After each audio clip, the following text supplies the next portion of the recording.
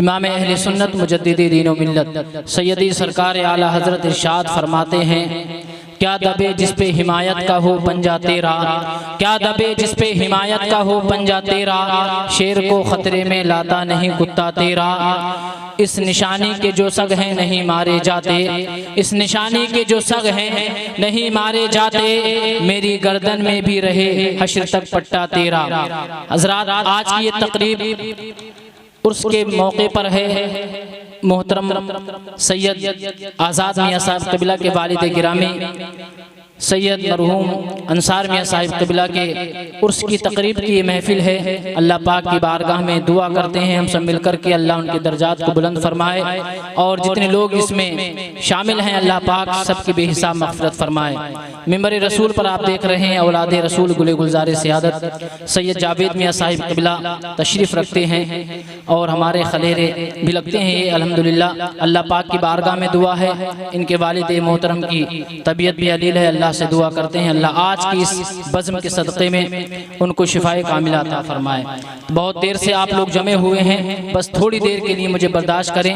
एक मरतबा और अपने आका की बारगाह में दुरूद शरीफ पढ़ें। अल्लाहुम्मा सल्ली अला सय्यदना व मौलाना मुहम्मद मुबारक वसल्लम सलातु व सलामुन अलैका या रसूल अल्लाह सल्लल्लाहु तआला अलैहि वसल्लम। कलंदर लाहौरी अल्लामा डॉक्टर इकबाल का वो शेर कहते हैं कि वो अंधेरा ही भला था, वो अंधेरा ही भला था, मंजिल लाई है हमें, वो अंधेरा ही भला था, रोशनी लाई है हमें मंजिल से बहुत दूर, लेकिन वो अंधेरा ही भला था, रोशनी लाई है हमें मंजिल से बहुत दूर। लेकिन आज के इस पुरफतन दौर में हर इंसान अपनी सिचुएशन समझता है, इंसान ये चाहता है कि मैं कामयाबी की तरफ बढ़ूं। हर इंसान को ये फिक्र लगी रहती है कि वो कामयाबी के दरवाजे को खटखटाए, कामयाबी तक वो पहुंचना चाहता है। तो आज हम और आप जिस महफिल में बैठे हुए हैं, इसी के मुताल्लिक कुरान की आयत करीमा मैंने तिलावत की। अल्लाह पाक इरशाद फरमाता है, ऐ ईमान वालों अल्लाह से डरो और सच्चों के साथ हो जाओ। एक तो ये कि ईमान वालों को हुक्म दे दिया, दूसरी चीज ये कि सच्चों के साथ भी होना है, अच्छों के साथ भी होना है। इसलिए कि ईमान अगर मुसलमान के पास है, कलमा पढ़ लिया है, हुजूर का उसने दम भरा है, मोहब्बत रसूल उसके सीने में है, आका से मोहब्बत करने का दम भरता है। अब उस इंसान के लिए फिक्र की जो बात है उसको बचाना है अपना ईमान। इसलिए कि हर सहाबी को देखो, हर बुजुर्ग को देखो, एक ही फिक्र लाहिक है कि किसी तरीके से इस दुनिया से ईमान बचा करके ले जाऊं, किसी तरीके से इस दुनिया से ईमान पर मेरा खात्मा हो जाए। जितने भी बुजुर्गों की आप तारीख पढ़ेंगे, जितने भी अकाबिर की आप तारीख को देखेंगे, हर अकाबिर का यही फेल रहा, हर बुजुर्ग का यही तरीका रहा। इसलिए कि ईमान की दौलत आ जाना कमाल की बात नहीं है, कलमा पढ़ लेना कमाल की बात नहीं है, कलमा पढ़ करके ईमान पर खात्मा हो जाए ये बड़ी बात है। इसलिए कि हमने बड़े आबिदों को देखा है, हमने बड़े जाहिदों को देखा है कि जो एक वक्त तक आबिद रहे, लंबे जमाने तक सजदे करते रहे, अल्लाह की इबादत करते रहे, लेकिन एक वक्त वो भी आया है जब इंतकाल का वक्त हुआ है तो उनके पास ईमान की दौलत नहीं रही है। इसीलिए तो सरकार बगदाद के बारे में हजरत शेख सादी शेराजी रहमतुल्लाहि ताला अलैह ने गुलिस्ता के बाब में इरशाद फरमाया था। शेख सादी कहते हैं कि मैंने तवाफ़े काबा के दौरान एक शख्स को देखा था कि जो काबे का गिलाफ पकड़ के ज़ारो कतार रो रहा था। रोने वाला इतनी शिद्दत से रोता था कि रोने वाले की आवाज में इतना दर्द था, रोने वाले की आवाज को सुन करके मैंने अपना तवाफ करना छोड़ दिया और तवाफ छोड़ करके मैं उस रोने वाले के करीब पहुंचा हूँ। रोने वाले के चेहरे पर निकाब पड़ा हुआ है। जैसे ही मैंने उसके चेहरे से निकाब को उठाना चाहा है, मैंने कहा था, ए जवान तू रोता किस लिए है, ए जवान तुझे फिक्र किस लिए है, तू उस घर में खड़ा है कि जहां पर आने के बाद में फिक्र खत्म हो जाती है, जिस दयार को देखने के बाद में टेंशनें खत्म हो जाती हैं, जहां पर हर मर्ज का इलाज मिलता है, तो अल्लाह के मुकद्दस घर के सामने खड़ा है, फिर रोने की क्या बात है। तो सामने से कोई जवाब ना आया। हजरत शेख सादी फरमाते हैं, जैसे ही मैंने हिजाब उठाया है, जैसे ही मैंने पर्दा उठाया है, तो क्या देखता हूँ कि रोने वाला कोई आम नहीं था, रोने वाला कोई आम इंसान नहीं था, बल्कि अपने वक्त का गौस था, अपने वक्त का कुतुब था। रोने वाला कोई और नहीं था बल्कि सरदारुल औलिया थे, जनाब शेख अब्दुल कादिर जिलानी रो रहे थे और रोते जाते थे और ये कहते जाते थे, मेरे परवरदिगार आलम मुझे उस वक्त तक मौत मत देना जब तक अब्दुल कादिर का खात्मा ईमान पर मत फरमा देना। जब तक अब्दुल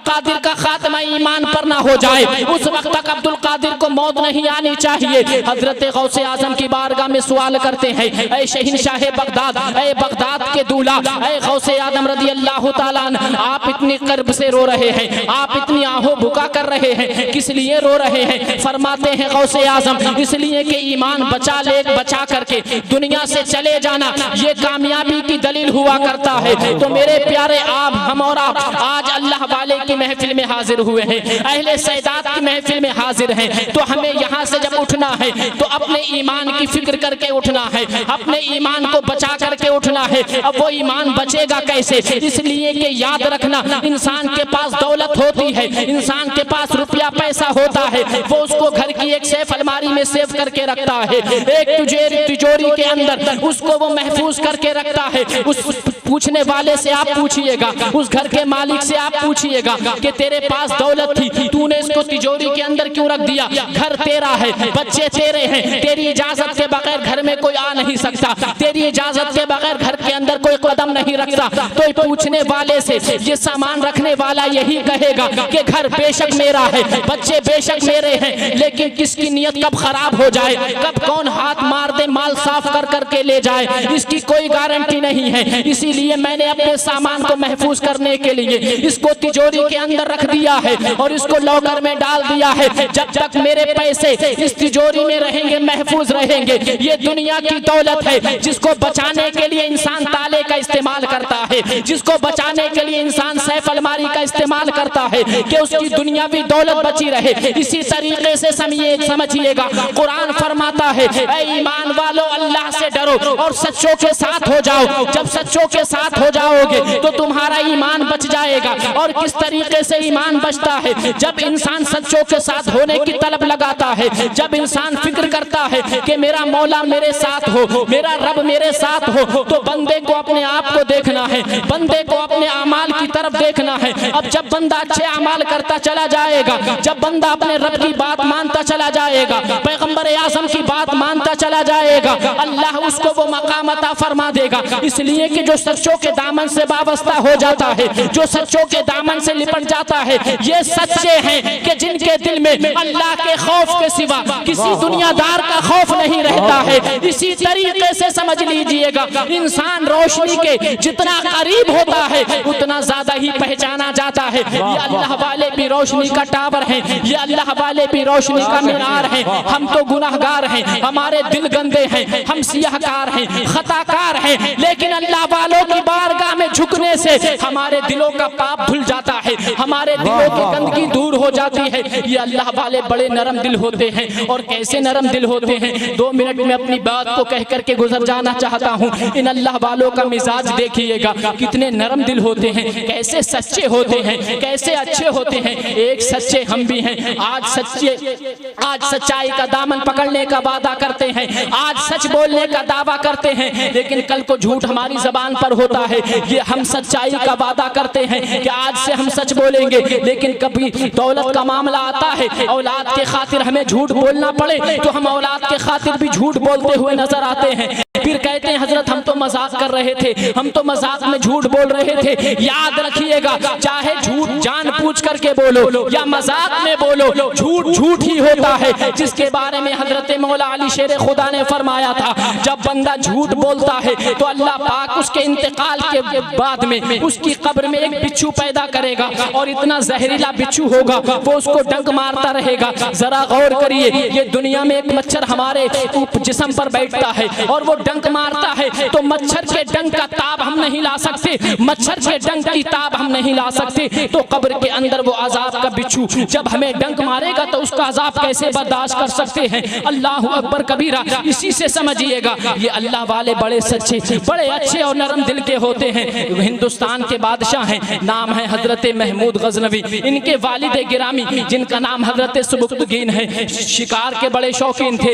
एक दिन शिकार के लिए निकले हैं, अपने आका से इजाजत लेते हैं और कहते हैं कि मैं शिकार करके लाऊंगा, मैं भी खाऊंगा, मेरे बच्चे भी खाएंगे। हिंदुस्तान का इतना बड़ा बादशाह है और उसके वालिद गिरामी जनाब हजरत सुबुक्तगीन है। एक रोज शिकार के लिए जाते हैं अजीजान मिल्लत इस्लामिया। सुबह से लेकर के शाम हो गई है, असर का वक्त भी चला गया है, तारीकी की तरफ बढ़ रहा है, तारीकी छा रही है आसमान पर। अल्लाह अकबर कबीरा, शिकार हाथ ना लगा। अचानक देखते हैं कि झाड़ियों में किसी के चलने की आवाज आती है। थोड़ा आगे बढ़े हैं, बढ़ने के बाद में क्या देखते हैं, एक हिरनी का बच्चा है। उस हिरनी के बच्चे को ले लेते हैं और लेने के बाद में सोचते हैं आज कोई शिकार ना मिला तो क्या हुआ, आज इसी हिरनी के बच्चे से अपना शिकार किया जाएगा। ये सोच करके हिरनी के बच्चे को आपने गोद में लिया है और लेने के बाद में जनाब हजरत सुबुक्तगीन चल दिए हैं। अपने घोड़े पर उसको बिठाला है और तेज रफ्तार घोड़े को कर दिया है। घोड़े की रफ्तार इतनी तेज थी, फरमाते हैं कि मुझे भी प्यास लग रही थी, मैंने ना पानी पीने के लिए घोड़े को रोका है।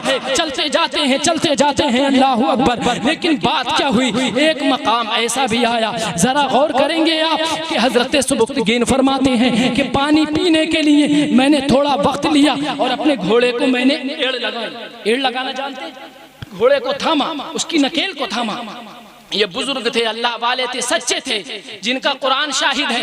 कहते हैं मैंने घोड़े को रोका और रोकने के बाद में मैंने जब पीछे नजर करी तो उसी हिरनी का बच्चा जिसको मैंने लिया था, उस बच्चे की माँ पीछे आ रही है। न जाने उसको कहां से खबर हो गई, न जाने उसको कहां से पता चल गया, हाँफती कांपती पीछे आ रही है। मैंने एक नजर हिरनी के बच्चे को देखा, एक नजर हिरनी को देखा। वो अपनी भाषा में कुछ कहना चाहती थी, अपनी जबान में कुछ कहना चाहती थी। हजरत सुबुक्तगीन कहते हैं कि मेरा इरादा बदल गया। मैंने उस हिरनी के बच्चे को छोड़ने का प्लान बना लिया कि अब इस हिरनी के बच्चे को ना लेकर के जाऊंगा, बल्कि इसको इसकी माँ से मिला दूंगा। मुझे रहम आया, मेरे दिल में रहम जागा, मैंने उस बच्चे को छोड़ दिया। हिरनी ने अपने बच्चे को लिया और हिरनी उस बच्चे को साथ लेती है। कभी हिरनी मेरी तरफ देखती है, कभी आसमान की तरफ देखती है। हजरत सुबुक्तगीन फरमाते हैं ऐसा लगता था कि हिरनी अपनी जबान में अर्श के मालिक से कुछ कहना चाहती है। हिरनी अपनी जबान में आसमान की तरफ नजर करके कुछ कह रही थी। अल्लाह अकबर। सुबुक्तगीन फरमाते हैं हिरनी तो चली गई, ये वाकया तो हो गया। ईशा की नमाज अदा की और ईशा की नमाज पढ़ने के बाद में मैं अपने बिस्तर पर आ गया। आने के बाद में जैसे ही मेरी आंख लगी है, ख्वाब में मदीने वाले मुस्तफा आ गए हैं और आने के बाद में पैगंबर ने इरशाद फरमाया था, ए सुबुक्तगीन सुनो सुनो, आज जो तुमने हिरनी के बच्चे के साथ मामला किया है, जिस तरीके से तुमने हिरनी के बच्चे पे रहम किया है, अगर हम तुम्हें बादशाह बना दें तो क्या तुम रियाया पर भी यही अमल करोगे? अल्लाह अकबर। हजरत सुबुक्तगीन कहते हैं कि या रसूल अल्लाह, मैं तो गुलाम बनने के भी लायक नहीं हूँ, फिर ये कहाँ बादशाहों वाली बात। अल्लाह अकबर। वक्त आगे बढ़ा, हजरत सुबुक्तगीन को बादशाह बना दिया गया। ये अल्लाह वाले थे कि रहम की एक नजर इन पर पड़ी है और रहम इनके दिल में जागा है। रहम की खातिर इनको अल्लाह पाक ने अपने वक्त का बादशाह बना दिया। अजीजान मिल्लत इस्लामिया, इन अल्लाह वालों के जितना करीब आप रहेंगे उतना फायदे में रहेंगे। अल्लाह पाक की बारगाह में दुआ करते हैं मौला ताला इस इजलास को कबूल फरमाए, इस महफिल में आने वालों को अल्लाह पाक तमाम तरह आसेब परेशानियां मुसीबतों से महफूज रखे। वमा तौफीक इल्ला बिल्लाह। अस्तगफिरुल्लाह। अस्सलामु अलैकुम। अंधेरी सबसे उजाला निकाल देता है, अंधेरी सबसे उजाला निकाल देता है। या रसूल अल्लाह, अजान ऐसी तुम्हारा बिलाल देता है।